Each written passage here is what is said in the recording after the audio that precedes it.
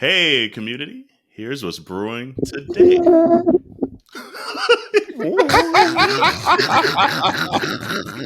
She said, my turn. She said, you done Right. said enough in this episode, Right.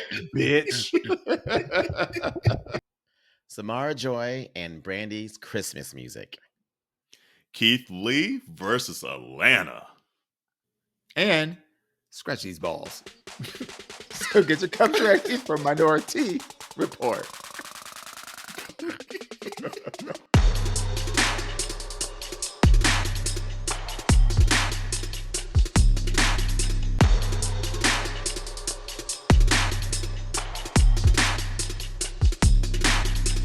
Hey, welcome to Minority Report. It's Auntie Jerrell.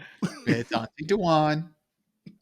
And it's Mouth on the Floor, Auntie Jerrell. God damn. I know I said some shit before this, but... No. Your shit is like, we're not going to say what you said, but your shit is crazier than mine. He said, I hope CoCo Jones makes it. I think I like CoCo Jones, but like, you it's said just so hard anymore. I don't think she gonna make it. I really don't. Like, if Normani didn't make it, like, good Jesus. Well, that's the management, though. That's management. Like, and I'm so glad she is not on. She don't have that team anymore. That she is out of that contract and she signed with someone else now. So I'm hoping that I hope.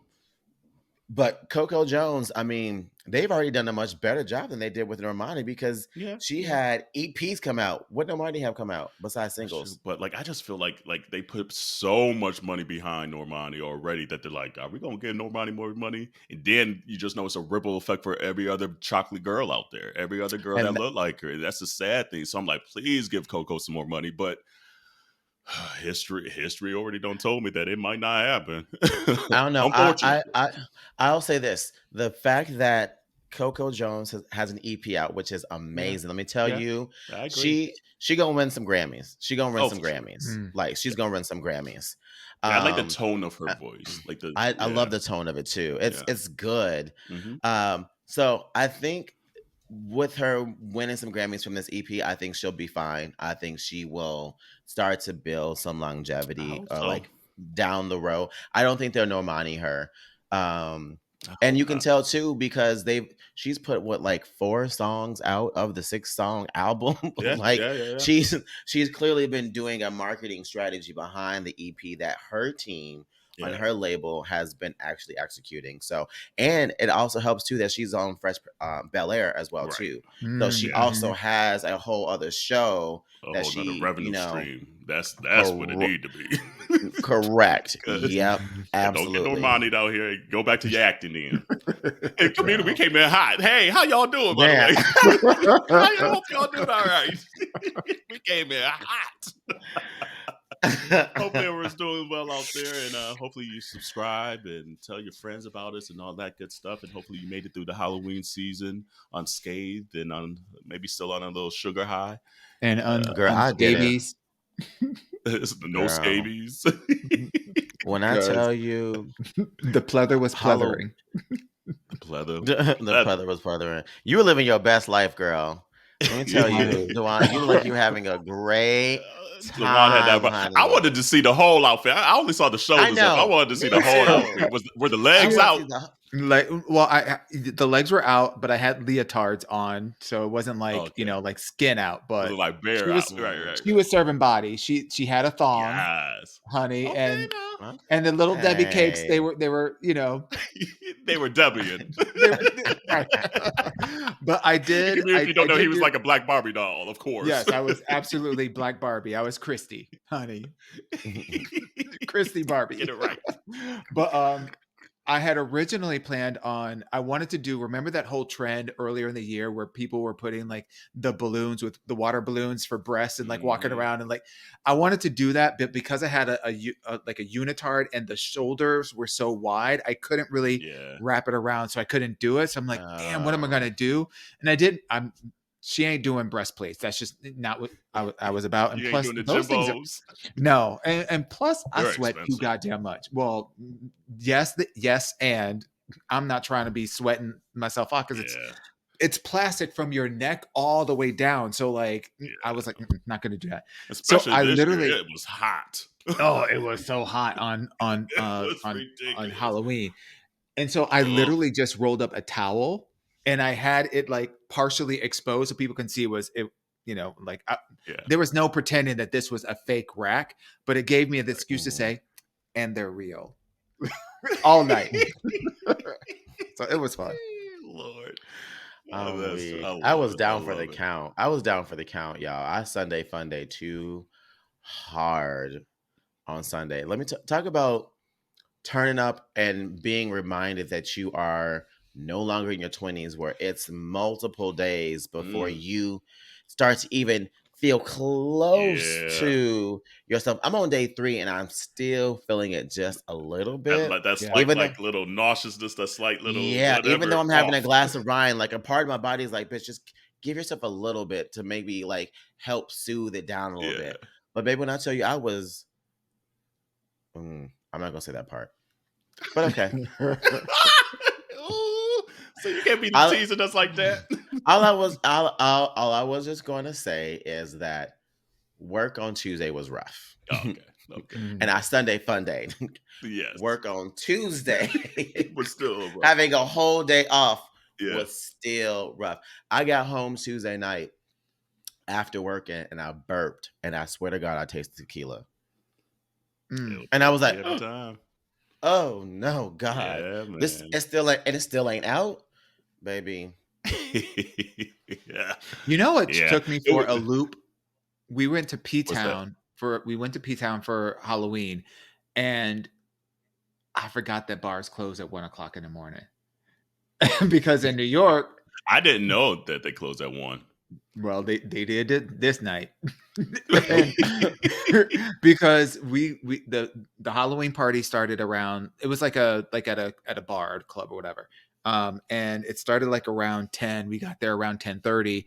So by the time you get like your first drink or two, you only got like 2 hours left. It's like midnight. And then so literally by the time honey, by the time we got to the dance floor, like we walked outside, we walked inside, we did some photos, we're talking to people, flirting, having fun, blah, blah, blah. And then we go in and said, we got to go in and dance. We go into the dance floor, literally a song and a half, and they turned the lights on. We were like, oh! And we were all the way liquored up. Like, and we had no place to go but home. We were just like filled to the brim. But they know where most people go after the bar. So they're like, we're going to give them a little extra time to slap on a night. Like, come on, like that. Hey, what about you, Boo? How was your Halloween? Over the winning costume concerts, contest at work and shit. Okay. First, I got 3rd place at the Halloween party we went to Saturday, which I was upset because it was a cultural divide. I will say that for people knowing who I was and who I wasn't. As Taylor Swift. Well, it was a hierarchy. It was a cultural divide, and then there was a generational divide actually that kind of came out later in the night. So I dressed up as Randy Watson, Sexual Chocolate from Eddie Murphy's Coming to America, and so we went to our friend's place in the city. And like he lives like right by the neighborhood or whatever. And so walking to his house after getting off the train, like you had the black women like, just like your song, singing the solo and saying sexual chocolate. I was like, thank you. But then you had like the white people coming up and like, what's up, Prince? What's up, Little Richard? What's up? What's the other one that they said? Oh, Rick James. Like it was either Rick James, Prince, or Little Richard all night from the white people. But then not now one of them look alike. No, and I mean Rick James because of the hair a little bit. I got the only similarity is the hair length, that it's longer than right. That's it. But then so I would say 90% of the black people got it. But then so we go to the Halloween party. So like in the Halloween party is like right over the bridge over in New Jersey.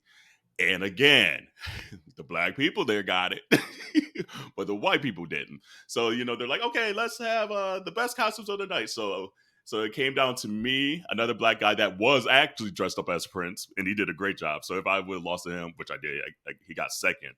I'm like, okay, cool. I'll lose to the black guy because he was dope. We lost to motherfucking Julia Child.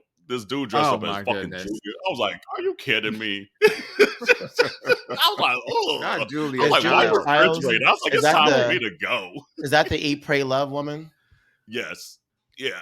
Like the beef burger yard or whatever. No. Like, yeah. I was like, really? Really? I was like, it's time for me to go. So we went back into the city, and the same thing, like the center city was just like packed. And so then that's when you start seeing some of the younger folks saying, some of the younger like black kids not knowing. A couple of them did, but I was like, damn. So this was actually, Jerrell, I was like, oh, I got a question for you before we hopped on. What, like, there's got to be certain movies in the Black Bible that, like, it's just like rite of passage that you have to watch this, you know, to be part of the culture. Like, your mama and your grandmama should have been shown you Coming to America, you know. And so I was like, damn, are we getting to that age where maybe that movie is just too old for people to really be up on it still? Honestly, it is. Yep. It really is. And here's the main reason being is because when we were growing up, a lot of the people in the movie were in their prime. Yeah. And a lot of those people in that movie aren't the people prime. that the generation. Damn. Sorry, Arsenio. I mean, facts is Wait, fact. hold on. Who would have thought that the one in their prime is old girl from Housewives Beverly Hills, Garcelle? Oh, Garcelle, right? For real though, I see her right? Now. But it's true. Like I think about like the movie, for instance, Color Purple, right? Like a lot of young black folks probably won't be checking for that movie because the people in that movie back then, aren't like the people today. Like Whoopi, Oprah, like people like they know, but they're not everywhere like they were back then, right? And I almost feel like Whoopi and Oprah are like movies. past like even like prime set. They're just like a pillar that you don't have to check on every. But you absolutely, like, it's still Oprah and Whoopi, though. I 1000%. I also feel like there's this thing about like the law of multiples. Like when we were growing up, there were only a certain number of TV channels, certain number of movies that featured black people, etc. You know, and like look at the generation before us. You know, like look who's coming to dinner. Horgy and Bess. Like these movies that a lot of us weren't checking for, even back then. You know, Roots. You know, you might. I don't know if you had to watch it in school or whatever. Right. I'm just saying, like, and it used to still come on like every year. Right.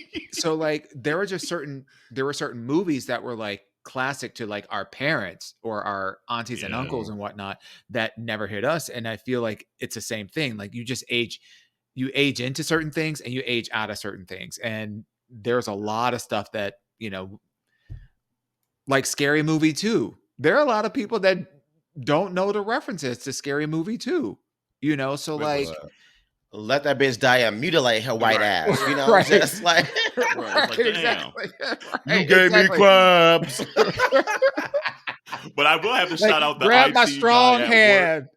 Right. Yeah, this hand ain't strong enough. Let me give you. Why don't you give me a standing ovation? Here, I'll just walk away. The mashed potatoes, my germs, bitch. I put a my brother and I still say that to each other. Right, germs. But like 14-year-olds, 20-year-olds ain't checking for it. They're not. Yes, but I will have to shout out the IT guy at work. He's probably maybe in his mid-40s. And he was sitting there quoting the whole damn movie to me. He's like this Hispanic guy, super dope. And I was like, thank you. Because like a lot of these people in this office ain't even really truly getting it. But I still won the costume contest, so that's all that matters. I know, that's right. One of my favorite costumes that I saw on the internet was, I saw it on Embracing Black Excellence. Or was this Sister Act 2?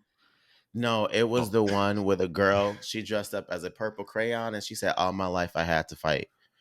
That was her way of dressing up as the color purple because she was a purple crayon. No, let me tell you, I'm logging the fuck off. Get the fuck out of here, bitch. Wash your hands, wash your legs, wash your hands. I'm done. I'm going to bed. That's fucking fire. That is so brilliant. good. I was like, bitch, hands down. The color purple. Let me tell you, that's how you make sure that white people get it, and you make sure that black people get it. Yes. Because white people don't say the color purple. Yes, I'm the color purple. Yes. Black people are, all my life I had to fight. Ooh, Harpo Home, or whatever her name was. Oh, God. Oh, that's funny. One of the best ones that I saw last year. One of the best ones that I saw last year was in a New York City club, and it could probably only happen in a New York City club. There was a black guy. Oh, Lord. There was a black guy who was wearing all white and had white face and had the word privilege on his shirt, and that was it. That was his look. I'm not even mad, though. I'm not even mad. I was like, that is hilarious. Yeah, his face fire. was painted white. He was wearing a white t-shirt, white pants, and wrote the word privilege on his t-shirt. And was just walking around in white face. I was like, that's funny. This is how you do it. Boom, boom, boom. You know, like I was telling Corey though, I was like, you know what? I've never done because when I dress up, I usually go for the funny. Mm-hmm. And I was like, I've never done like a sexy gay costume. I was like, you know what? I think I'm gonna do that next year. What would you do? Because I was like, before I get too old, and before this body really just crap out on me. No, in other words, before her balls get too long, that they won't be able to hold up into the jockstrap. I'll be fine with that. I would let them bitches hang not the scene from Scary Movie 1 now. Like when the gym teacher opened her legs.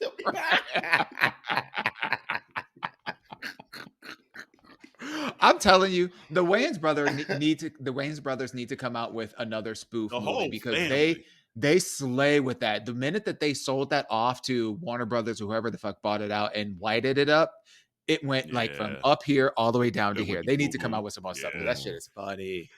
The thing is, like, they slid in there at the right time where, I don't know if they'd be able to get away with as much as they get away with then because everything has become a little more politically correct.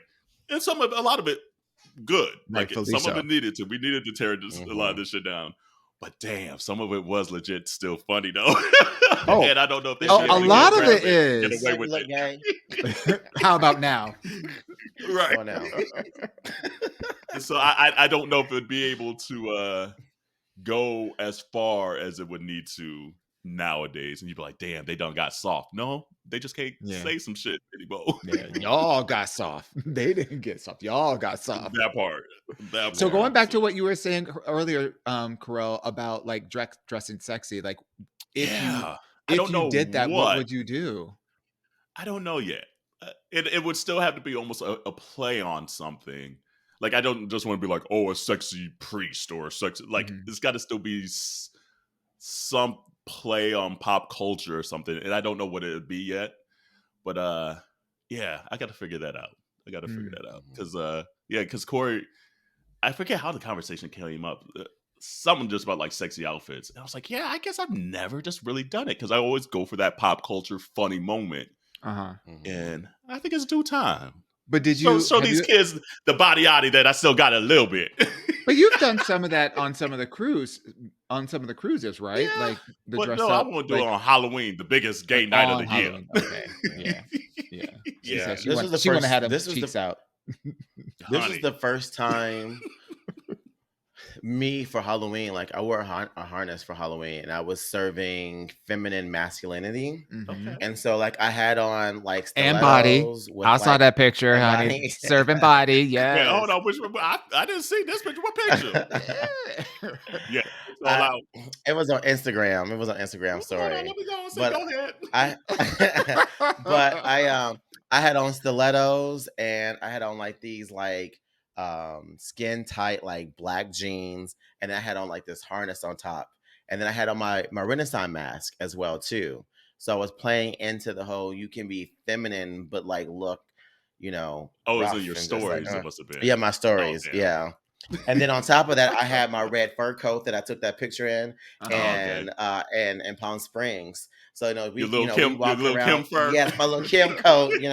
So you walk in, and people are like, "Bitch, I'm serving," and I take off. They're like,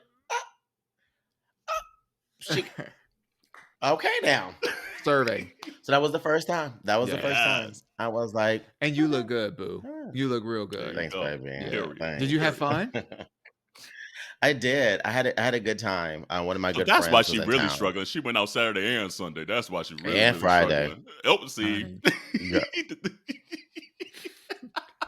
Wonder why you burping up tequila. Uh-huh. Man, it was the most. The most. I got lost in my own car.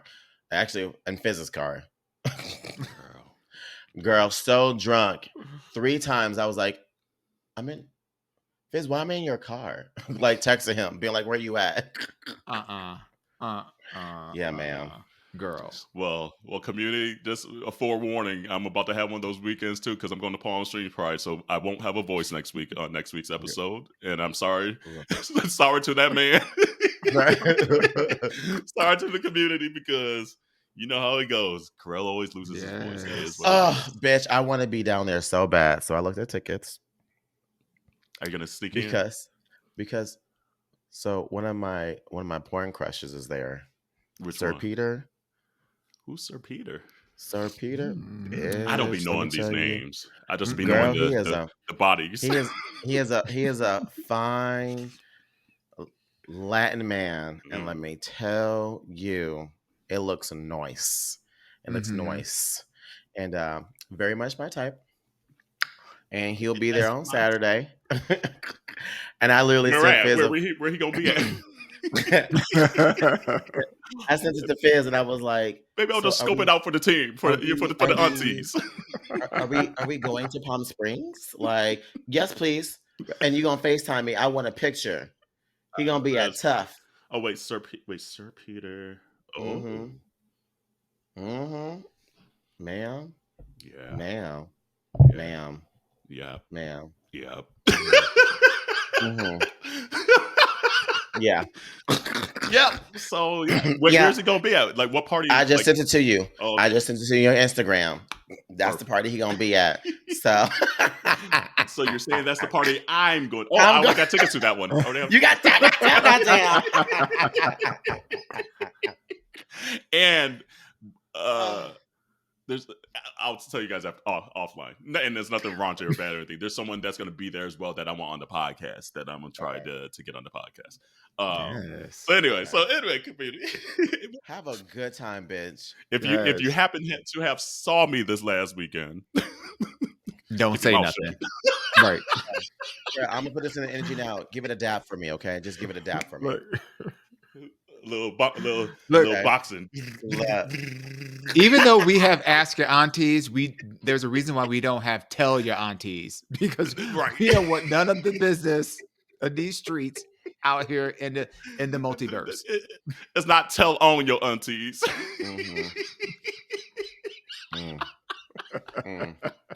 Let me tell you, that is a beautiful man. Like, and Fizz, no, that's my internet babe. My type. Hey, Sir Peter. Hey, baby. Hey, Poppy. I'm on the podcast, Sir Peter. Come on. Peter Piper. Peter Piper. He's a beautiful man. We ain't even. Funny thing is, community, like we hopped on here saying, okay, we're gonna keep it a quick episode because we just got shit to do. Blah blah blah. Recording later than we normally are. We're like, we ain't got no topics, and here we are, 30 minutes in. Girl, and ain't nothing on the list. Yeah. Not a thing. Well, speaking of like Peters, you all saw that thing about ball scratching that went viral a few weeks ago. Girl, let me tell you, the man was out here in the streets. The man was in the streets telling all the business. Because when that thing came out, and he was like, sometimes you lift. I said, I do. Honey, but he said, girl, no, it ain't a scratch, it's a pinch. It's the pinch and the curl. The pinch and the curl. And then he was like, but sometimes you have to like, you don't scratch down, but you kind of like pull up. I was just like, yes. And the thing is, like, I had never even thought about it. But then I was like, I sure do that. How we all do it, I don't know. But Brother Man was out here giving all the secrets. All the secrets. I was like, what? Right. Well, absolutely. And I ain't gonna lie. There are a couple times I'll be like, more than a couple. So fresh, girl. Honey.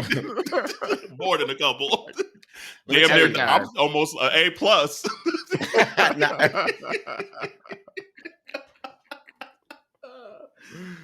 And thing is, like, it's almost like automatic. It's not even like trying to be nasty or nothing like that. Like, it's just like, okay, no, I'm cool, I'm good. Or, ooh, let me hop my ass in the shower. In the shower, exactly. That's like when I do it, I'm like, oh, the balls. We need to go jump in the shower. We need to. Well, damn. Because some days, you just have a sweaty day and you just don't realize, like, okay, I just showered this morning and we didn't sweat it through. We need there's a refresh again. So we shower 2-3 times a day.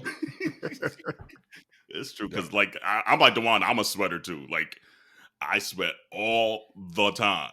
Like, I sweat in my sleep. Like, we literally have the AC at 68 at night. I have a fan on me, and we got the ceiling fan going. And I will still wake up in the night sometimes drenched. And it's just like my body just runs hot. It is what it is. So sometimes you take that little sniff. You're like, damn, it was an extra sweaty day today. Right. And so for me, normally I don't sweat. So for me, normally I don't have to worry about those things. So that's why for me, it's not an everyday thing. Cause I'm like, I mean, I shower every day regardless, and I don't sweat that often. But sometimes I'll make sure, but like, I've been either sitting too long or maybe I've walked a long distance and I'm like, did we get enough action and friction down there? I didn't feel any sweat dripping down my face, but you know, the thighs generate heat down there. Okay, the thighs be like this. So some days I'll be like, the hallelujah clap. Yeah, that's literally. My thighs, they be doing some things, okay? You remember, you saw me at Palm Springs and Carmex. Look, you seen, they be dying. They be dying. They say they save lives, but they be ruining my life. So I didn't tell you I ruined it. I don't know if I brought it up on the podcast when Corey and I went to Hudson, New York for our anniversary a couple of weeks ago. Ruined another pair of jeans. How? Yeah. How? R.I.P. to the I don't know. Just rubbing. I was like, oh damn. I was like, I like these jeans. So literally, I had to go buy. I just bought another pair this last weekend because it was like a dark wash, and so a lot of times a darker wash, not all of them have the stretch in them, and so if they don't got that stretch in them, it's a wrap. Yeah, I wish one day I think I'm gonna record myself in the fitting room when I be trying on pants because y'all should see me, bitch. Imagine when I tell you I will hit a Beyonce like 8 count in my jeans to make sure. Boom, boom, bitch, look, that they gonna stay. I couldn't imagine because, like, I got cakes, but you got cakes. Like, sponsored by Betty Crocker. So it's just like, so I couldn't even imagine because I'd be struggling. I'm like, dang, I ain't even like got cakes.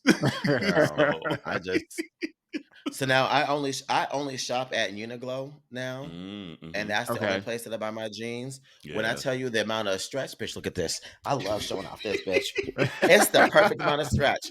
Look at this, bitch. Look at all of this material that come off my hands, bitch. Okay, I got the hefties. Those ain't jeans. Those spandex. Girl, I got the hefty hefties. Okay, girl. That's hilarious to me. Look. That's too funny. Oh man, and y'all see that Keith Lee done destroyed Atlanta. He done ran through Atlanta in the food scene, and they mad. Yeah. Oh. I'm glad. So catch me up because I didn't hear what was going on. So catch me up. What happened? For those that don't know Keith Lee, I guess a lot of people know him by now. He just kind of came up almost during the pandemic of doing like food, like the food scene of just like going to random restaurants and saying, I like your food, I don't like your food. And he sits in the car, tries it, and he gives his honest critique, and literally had just like blown up the last couple years to the point where he has like millions of followers, things like that. And so he had just went to Atlanta last weekend, and usually he tries to say, hey, I'm pulling up, give me some restaurants that you want me to try. Usually he tries to go to places that are kind of like struggling and things like that so they could get some attention, but he's going to say, hey, I'm going to give you my honest critique.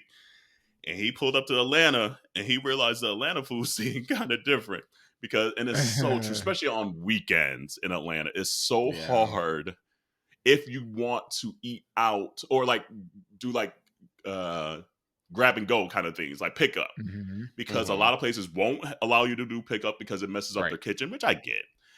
But he's so famous now that is like disrupting everything. So he pulled up to a couple places, and either the wait staff wasn't polite, or just the places had like too many rules where he's like, I can't get like a to-go plate, like I don't want to like be a disruption, da da da da.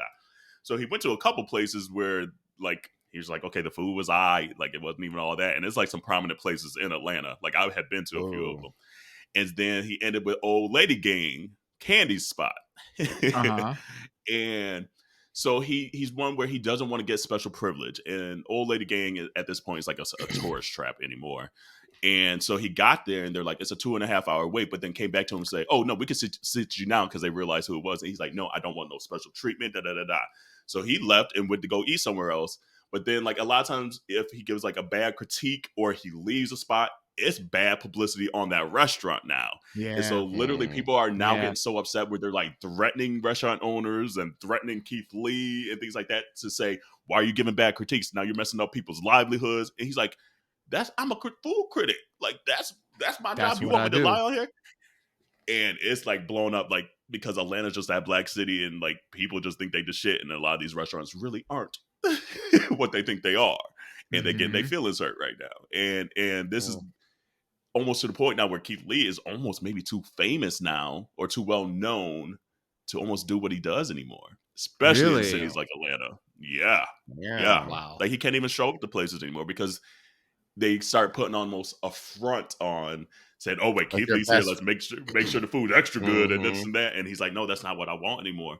But it's rubbing people the wrong way in Atlanta because he didn't really find that many good places. And the places that he did find were legit, like the mom and pop spots, not the prominent tourist spots. So people are coming out, like Candy done put something on social media now saying, "Oh, well, this is the reason why," and like it's wild, and it's Atlanta turned up now. And Cardi B got on the live saying, "Yeah, I went through the same shit. This city don't got that good of food." Like, really turned Atlanta upside down. Damn. Yes. Damn. I don't have a whole lot to say. I think the only thing that I would say is that I feel bad because Atlanta is a city where, you know, like a lot of our people go to try to, you know, make it, you know, and they try to get something started. And so for me, there's just an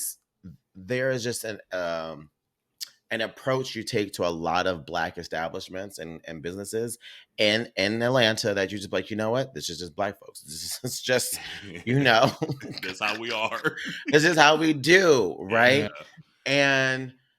And when those type of critiques that are more on the side of like, okay, but to be good, you need to be up here, come through, and it gives you that reality check. I feel bad, but I think it's a great way for us to make sure that we are making sure that as a people, we are helping our community step their pussy up, right? Yeah. And so like, hey, like if you really want to be that girl, figure it out. Be that girl. Be that girl, but don't do the bare minimum and expect to be the greatest. And I think what happens a lot in Atlanta, and I'm glad he honestly ran through there because it's so true. Like that city, everyone thinks they're a star in that city, and it comes through on every level in that city. And so, like a Joe Schmo like myself going in there and saying the food ain't that, it's just gonna turn into, oh, Carell just chirping and then da da da da, you a hater, da da da da da. But when there's someone on Keith Lee's level now coming through, that makes a completely different scenario. Complete different scenario, and it's gonna make people realize how terrible it is to eat in Atlanta. We've been saying it forever, but now people are like, oh shit, now it's like out there, and like you said, Jerrell, now we gotta step our pussy up, and you're gonna see the ones that really actually do care and take maybe the critique and the feedback, or the ones that be like, nah, he just a tripping, da da da, he's just a hater, he don't know what he's talking about, and stay there, and then 2 years from now you're gonna be gone. Yeah. Basically. It is what it is. But I would say though, there is something about the black community though that appreciates the authenticity and just like the work ethic behind a lot of things that are for us, you know, from people by us, right? Mm-hmm. That we let a lot of things slide. We let a lot of things slide because we understand the struggle. We can say, damn, you know what? I know that show wasn't easy, so I get it. Like, this is where your focus is. Boom, say less,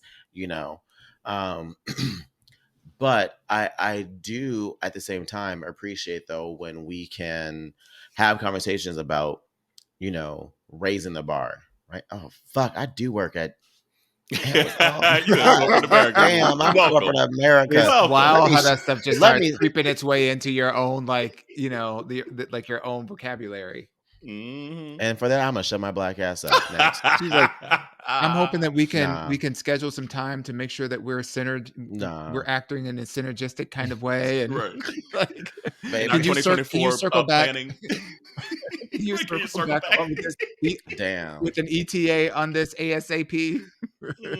You as the words were leaving my mouth, I was like, "Damn, a bitch drank some Kool-Aid that didn't belong to me." Man. Like, that's how it is. That's that should how be it happening. But real talk, though, I do want my people. I want our people to thrive. I want our people to have what they deserve. Yeah. And at the end of the day, we can do better in ways of making sure that we reach the ultimate of what we deserve, not just what has been given to us because we finally stepped into the door. Yeah. Bitch, run this shit up. Could run everything up. So. And I will say that's the one thing I do like about Keith Lee. Like, I don't watch him that often, but that's his critique. It's just like, hey, I'm not here to tear y'all down. I'm here to build you up. So if there's anything I can do to assist you and things like that, and he tells people, don't be going in there leaving bad comments. Don't be doing that shit just because of my critique. If you like the food, you like the food. I just didn't care for it or whatever. And he's very good about that due diligence. But I think now he's realizing, damn, I'm at that teetering point where the power that I have literally is starting to disrupt people's lives, not just the restaurant. People are getting threatened. And I think that's where you kind of see it now where he's like, damn, like, this is crazy. This is, and that's got to feel weird for him because he started from the bottom, and worked his way to where he has his status. And it's wild. And it's cool to see, though. So it's like one of those, so I think he understands, like we were saying, like just the come up of even the restaurant scene. So I think that's why he's just a good person to do a lot of these food critiques. And it's cool to see a black dude win, like him and his wife and his kid and everything like that. Like where you have like all these food networks and things for years where all we had was like Sunny. There was like one black people. We had the Neelys there for a moment. That's about it in this food scene. And he's disrupting all that shit, showing, hey, I got millions of people watching me on TikTok and Instagram. Yep. I don't need a food network.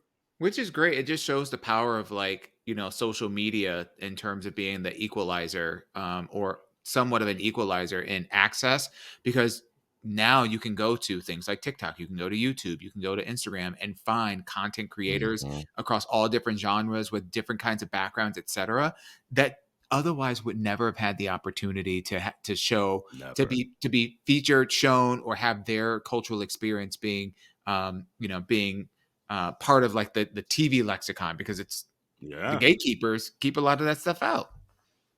Yeah, because I mean, like he went to like a black jerk chicken restaurant, things like that. That shit ain't gonna be on no Food Network, Like that's like our low key like spot down the down the street shit. So yeah, no. Shout out to Keith Lee though. I like him. And then quickly, a few weeks ago, Jerrell, you went to Victoria Monet, boo. How was that concert? Yeah, baby. Let me tell you, I love me some Miss Victoria Monet. Yeah. Like, I absolutely love her so much. And okay, let me say this, because I've heard some people saying, like, don't say this person's the next Beyonce. Don't say the next person this. Okay, I won't get into all that. But what I can tell you, when I see a performer, that's a motherfucking performer. Okay? Her breath control while she is dancing is ridiculous. I'm literally leaning forward. I was feeling like Auntie Jerrell because I'm leaning forward and I'm looking at how she holding this mic, and I'm looking for like, when is she like taking in the breath, bitch? Like, when is she going? And she was just hitting. But I will say that I did realize that the choreography is designed in a way to help her get her breaths as well, too, Yeah. though. Mm-hmm. So when she's hitting certain moves, that's when she's breathing in, and then she's coming back into the song. So she's found a way to like incorporate her breathing into her choreography and give us that choreography that hits. So when you watching her being like, hey, Yeah. bitch, she just, she's just, Yeah. she hitting it. You're not realizing these are the breathing moments. This is the moment where she's Mm-hmm. getting some of her shit in. But the mic was on. The Yeah, body was bodying. Okay. She gave us everything that I needed and wanted. And let me tell you this is the last time you're gonna see her at these little venues. Yeah. This Oh, is I it. believe it. This is it. She will be at arenas from here on out. That's Bare why I'm mad I minimum. missed her. This is it. What did you think of like the set? Like the songs that she did, the sequence of them, like the production value of all that, because she brings such great energy to the stage that she really doesn't need a lot, to be honest with you. So here's a cool thing, and this is one thing that I really loved about her set, is you got to see the penmanship from when she was writing the songs become more like a visual. Mm-hmm. So when she's arranging the songs and her set, you can see the story because she wrote it, right? Yeah. So it's like you can see the cohesiveness behind it. And then even with the choreography, you can see that it was designed around the songs that she wrote. Like she writing her shit. Mm-hmm. And so who better to tell her shit but her? And she makes sure that the vocals and the story of the set tells exactly what she was thinking and feeling when she was writing that song. Mm-hmm. Like it just a all just motherfucking bone, man. Hey, that might be my favorite Victoria song. It might be. Look, when I got Ass Like That was good. Jaguar was good. All Right was good. On My Mama was good. Stop Asking Me for Shit was good. Like Smoke was good, bitch. When she smoking, bitch, she went. Bitch, you can see everybody in the goddamn venue like smoking weed too, blowing that shit up there in the air. Like, and I'm not sure if she's bisexual or not. I think she is. Not. Okay, because there was a song when she was doing, she was like feeling all up on sis, like rubbing up her coochie, bitch, rubbing up until like leaning in, choking her and shit. She was just, I was like, it was hot. Because remember that song she came out with already called Monopoly? Yes, that was the song. That was the song that she did. So she even kind of mentions it in that song too. Mm-hmm. Yeah. She I forget when she kind of came out on that. And isn't one of her dancers from Beyonce's tour? Well, previously used to dance with Beyonce. Probably. Because I mean, they're all utilizing like the same like 2 or 3 choreographers. Yeah, one of her dancers used to dance for Beyonce too, and you could just see it. It's just like I said at the beginning, I'm rooting for CoCo. I'm also rooting for Victoria as well. I think it's so amazing to see someone who started off in a girl group that went nowhere, right? And she stayed in the game by writing songs for other people. Like the amount of songs that her name is on is crazy. It's crazy. It's crazy. And then here she is finally getting her dues as a solo artist. I just can't help but just to applaud and just be in awe of someone who knows what their calling in life is and just says, no matter what, I'm going to do what I was meant to do. And in whatever capacity that is, I'm going to do it and enjoy it. And to watch it grow and flourish into this. Yeah, no, she's dope. She's dope. And the thing is, like, she's like her voice isn't like the best voice out there, but there's something about her voice to me that's just like so super dope. Like, it's not like she's like out singing people. I don't even know. Like, every time I listen to her, I'm like, I don't know what it. Right? There's this softness to it that gets me. There were a couple times that she was singing, and I was like, "That sounds like Ariana Grande." That Remember sounds that? like Ariana I'm Grande. telling you, Yeah. Ari stole her Yeah. steeds all them Let years. me tell you, there were a couple I was like, all right, I could sing this song, but I don't want her to sing this song. Right. Like, Right. but I could hear her singing the song. I'm telling I you, kid that's you where not. Ari got her swag from was Victoria all them years. Jaguar 2, Renaissance, and SZA's album are like literally my 3 albums of the year. If you Yeah. go on like the Spotify or the Apple Music and it says this is what you listen to this year, Yeah. it would be those 3. Those are my 3 albums that every single song is charting in my top 100, Yeah. like from those albums. And Victoria just did it. She did it and then some for me. And I also like that she's incorporating. Stop asking me for shit. Asking me for shit. Hey, look. I don't know. I just can't say enough good things. You know when you want to see somebody really win, Yeah. and you're just rooting for them, and you like, I just want you to have everything that you deserve and then some. Yeah. That is exactly how I feel for Victoria Monet. And I wanted to have everything. It just goes to show that there's not just one seat at the table. Like there's room at the top for a lot of different voices, a lot of different perspectives, a lot of different talents, a lot of different everything. Period. Point blank and 1,000%. Yeah, I'm mad I missed her in Philly. Like I tried to get tickets and them tickets went quick. And then I saw the prices that they were starting to go for. I was like, oh. I'm just gonna be poor this year. All these damn baby. Let me tell you, this side. I got the tickets immediately.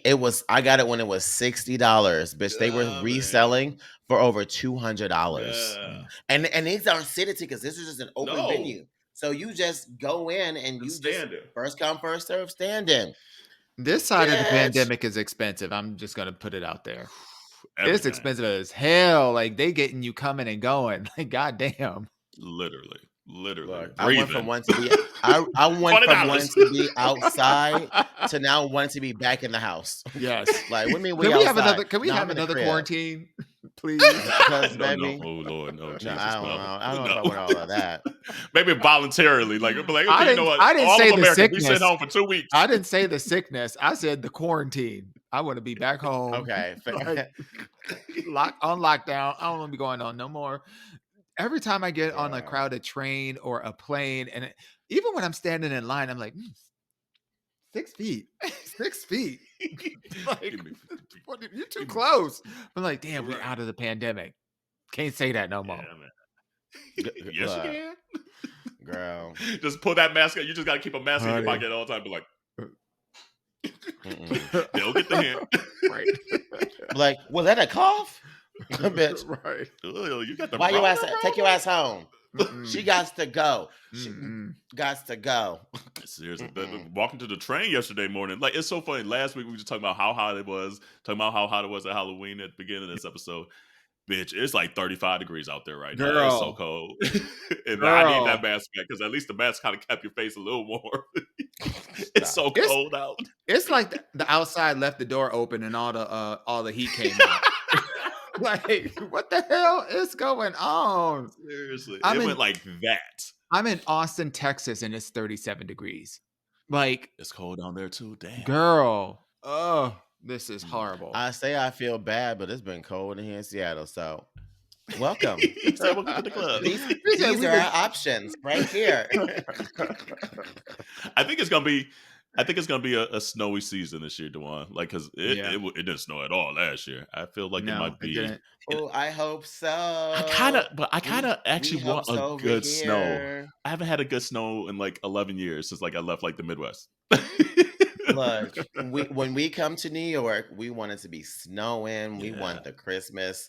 But we want the flights to fly out and land. So can we ask for both of those things? I'll put a call into Auntie Mariah to make sure that everything is perfect and right before the concert. Yeah, you'll be sitting close enough. You better ask us something, girl. The rest of us be. Honey, we in the nosebleeds. That's hard. I got my little opera glass. I was not. I'm sorry. I'm like, I felt bad because I wanted to like spend the night with y'all and like we'll be having fun, but at the same time, we know. honey. No, I'm knew, not. and we No. knew. First of all, it's Mariah. Right. Yes. So we already knew from that alone. Yes. And then second off, you Auntie Shar. So we Yes. knew then too that there is a 1000%. bar. And we knew that those prices didn't match your bar. And we're like, No. ooh. It didn't match my bar either. I was like, oh, hell no, I ain't paying that for Mariah. Well, even the next day when we were ordering, right, the ticket prices were different. We were like, yeah. Because like, Corey's like the one in that regard. Like even when we went to Depeche Mode, he didn't care at first. Like our friends got the tickets, and so they didn't want to spend that much. So we were up top there. We walked in there. Corey said, "Oh, See? he said, oh, why are we up here?" And they was like, "Corey, you said you didn't care." He's like, "Well, I care now." And we actually got a guy came up and gave us lower bowl tickets later, like right before the concert started. So thank you, Lord, it worked out. But I feel like he's going to say the same thing for Mariah. I asked him, Fizz is going to say the same thing. Yep. And he said, no, she's just going to be standing up there with her tits out. The last thing we're going to show up and he's probably going to be like, ugh. When it comes to concert going, the last thing that I want is that moment when I'm at a concert and it's starting and I'm like, I should have paid more. Like that is the worst. Yeah. For me, it's like the worst feeling because like then I can't really even enjoy. I don't go to concerts that often. I don't. Like I know y'all go to concerts way more than I do. I'll like hit a handful in the course of the year because I like to sit on the floor. I want to be super, super close and I'm going to spend more. So I'm going to go to less concert experiences. But when I do that, I have the best experience. So like even when we went to the Beyonce concert, you know, I had those tickets out in section 1, which I thought was one on the ground. But honey, they was over there in Africa. And I am so glad that a week before I was like, let me just go out there and see if they got some tickets on the floor. And I bought those tickets. Yeah. It was the best investment that I could have made. So I didn't want to do this with Mariah because this is my first time seeing her in concert. And even if it's terrible, I don't really give a damn. I'm here for the theatrics. I'm here for the, for the side commentary, the darlings, honey. We just sip champagne and just have a lovely time. And like, I'm here for that moment. The singing part, I don't really give a shit about, to be honest with you. I don't care. I don't care. I don't care about the singing. I don't care about no choreography. I don't care about her.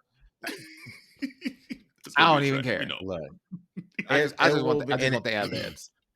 I have a feeling that the last show, because that's the last show, like the one that we're seeing is it for the little Christmas tour that she's doing. Yeah.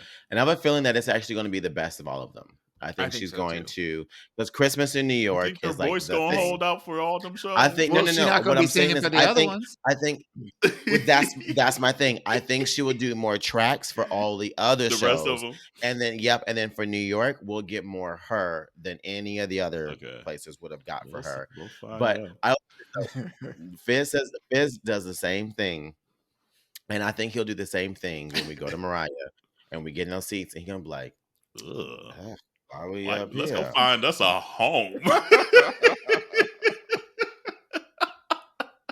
I know Corey's gonna do it. I know he's gonna do it. I bit the bullet early. I was like, no, I'm not doing that. How much are these seats down here? Okay.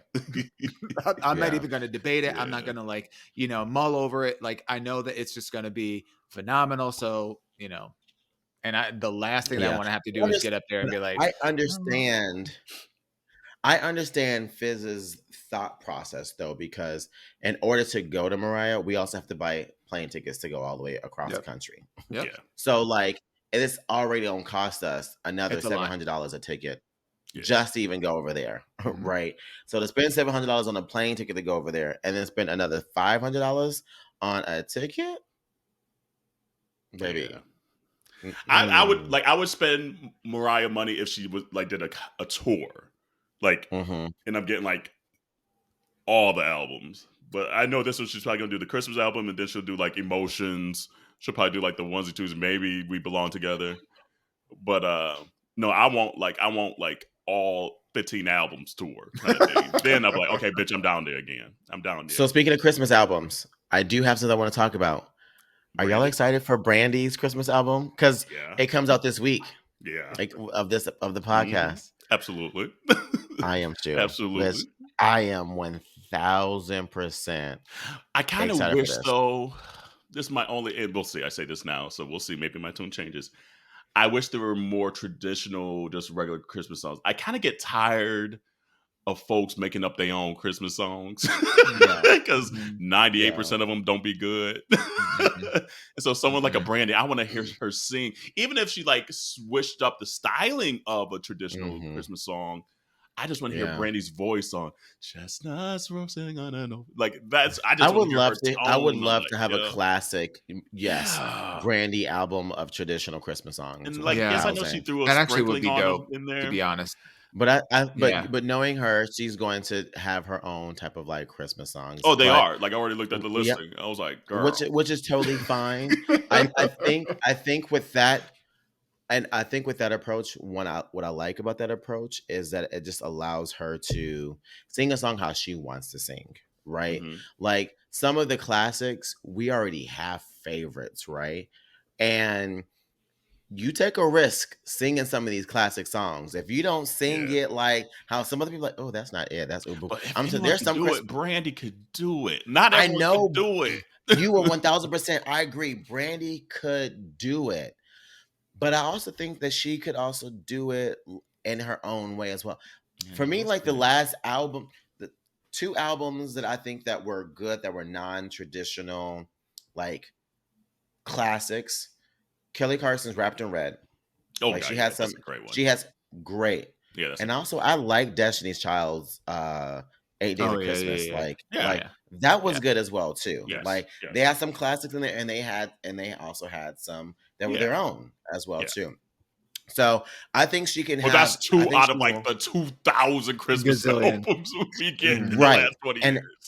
and that's what I think Brandy is going to do. But I also got to shout out one other person real quick. Samara Joy. Is it Samara Joy? Bitch, album is good. Bitch, it is so good. It's so good. I literally said I had to stop it. And I was like, I refuse. It's so my good. rule is November 1st. I was you got me listening.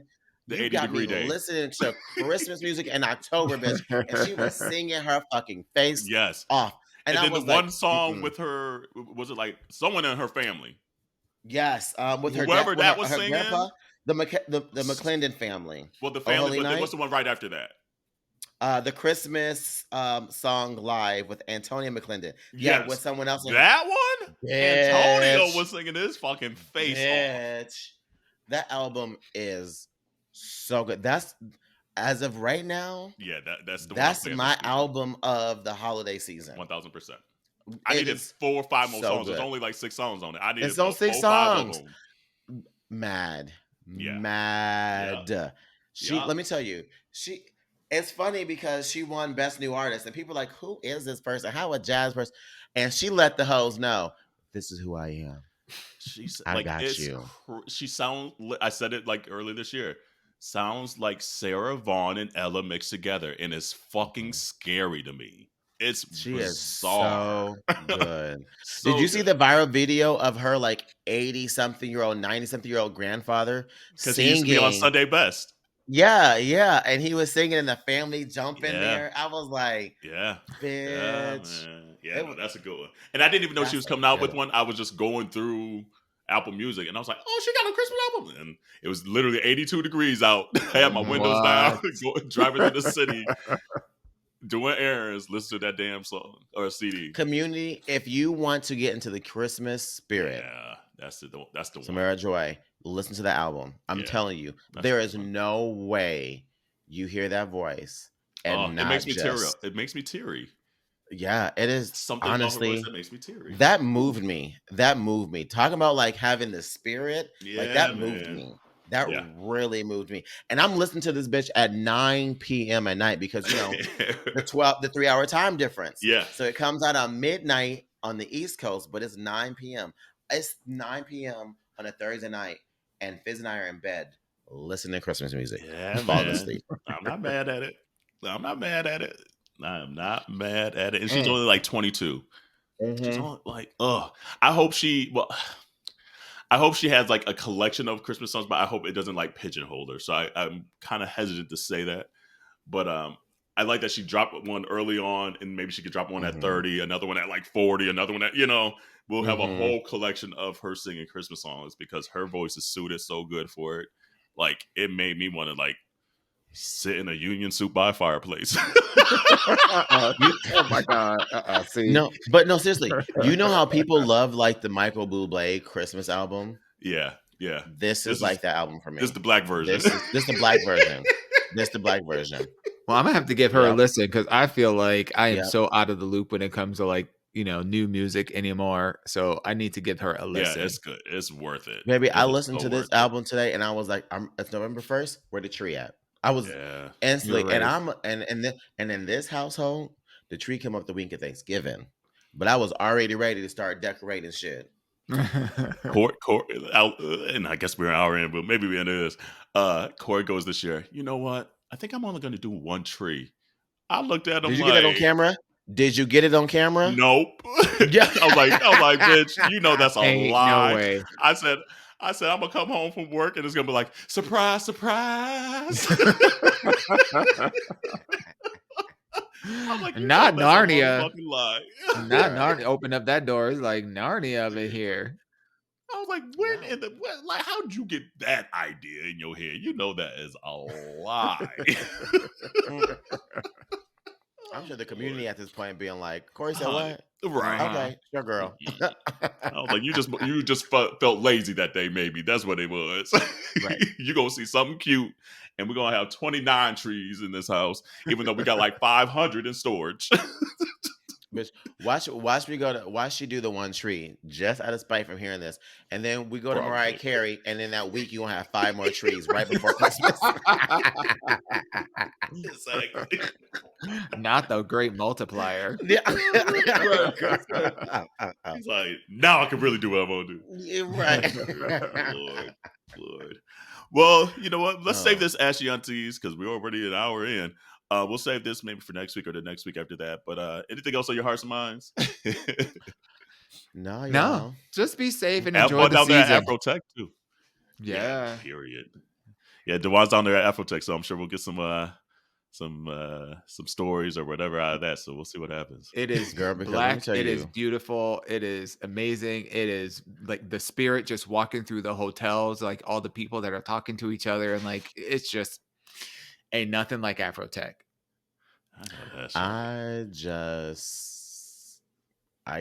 I'm going to miss seeing just our people just show up and stunt. Period. And show up professionally and then do a whole twirl and be like, let's shake some ass. Like, when I'm telling you, we know, talking about life balance, if you want to understand life balance, find a black friend. Get you a black friend.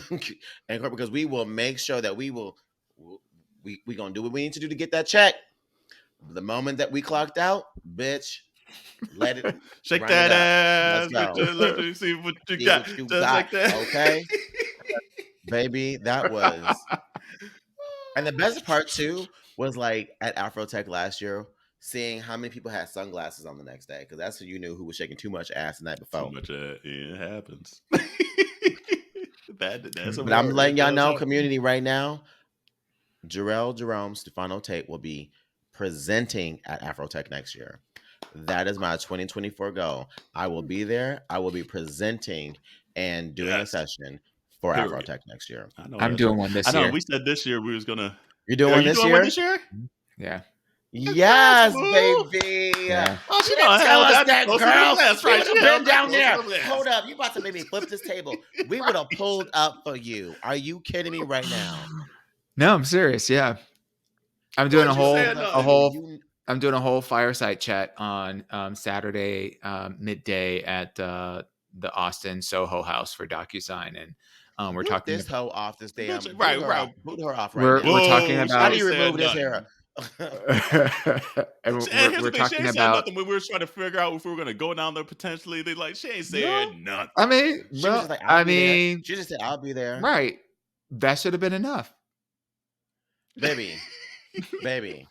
But I mean, we want to make sure that we're celebrating celebrating this moment. We want to support you for this moment. That part. I hear that. We can celebrate in New York at Mariah when y'all in the bleachers. There we go. Nah, nigga, nah. We want it to be Afro-tech. I'll blow you some bubbles.